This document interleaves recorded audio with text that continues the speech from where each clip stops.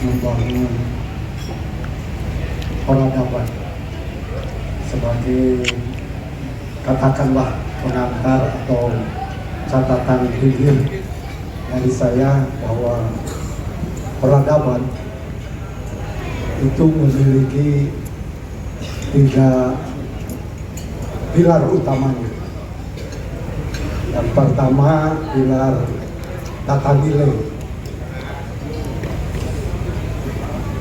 Suatu peradaban akan kukuh, kuat dan maju bila mana suatu masyarakat yang menopang peradaban itu memiliki nilai-nilai, dan nilai-nilai ini diyakini kebenaran, sebab nilai kebenaran yang tidak diyakini tidak akan berbuat apapun. Jadi sekali lagi peradaban itu harus ditopang oleh sebuah nilai-nilai, sistem nilai-nilai yang diyakini oleh masyarakat bahwa nilai-nilai ini menjadi pijakan bagi dia untuk membangun masa depan.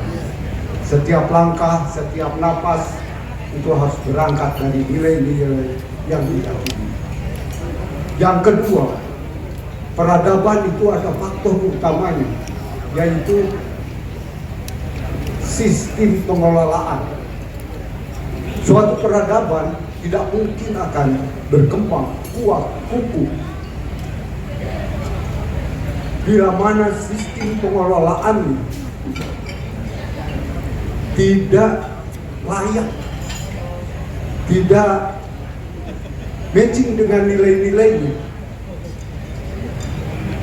Karena itu sistem pengelolaan kekuasaan di dalam sebuah peradaban itu harus dibangun sedemikian rupa tetap berangkat dari nilai-nilai tadi. Sistem pengelolaan ini termasuk dalam misalnya sistem politik, sistem hukum, sistem kekuasaan, hubungan antara rakyat dan pengusaha, rakyat dengan penguasa, dan lain sebagainya. Jadi ini harus dibangun. Baru peradaban itu dapat melangkah sedemikian. Yang ketiga, peradaban ini juga bisa bertahan bila mana ada sistem kesejahteraan. Masyarakat yang tidak sejahtera, rakyat yang tidak sejahtera, rakyat yang miskin, rakyat yang tertindas tidak mungkin membangun peradaban. Jadi 3 hal ini harus dipenuhi dalam membangun peradaban. Sistem nilai, sistem pengelolaan, dan sistem kesejahteraan. Hal ini menjadi penting dimanapun masyarakat di dunia ini. 3 hal ini menjadi penting. Berikutnya yang saya ingin sampaikan adalah kita harus yakin bahwa peradaban ini bisa dibangun melalui pendidikan. Pendidikanlah yang akan merubah cara berpikir, mindset kita, cara untuk mensikapi kebudayaan, cara untuk mensikapi pluralitas masyarakat, kebinekaan, dan sikap untuk memahami masa depan. Karena itu, pendidikan merupakan tonggak awal dalam membangun peradaban. Nah, dalam kaitan ini saya kira kita yakin semuanya bahwa PTIP ini merupakan pintu masuk untuk membangun peradaban masa depan. Yang berikutnya yang ingin saya sampaikan adalah ada 2 hal yang ingin dikembangkan sebagai misi kerasulan atau misi kenabian. Tadi sudah dikupas banyak oleh Pak Rektor, Pak Menteri. Pertama, seseorang yang sebagai insan akademis, sebagai orang yang terdidik, harus bisa melakukan seruan, dakwah, tabligh, berjihad Tetapi yang berikutnya adalah ketauladanan.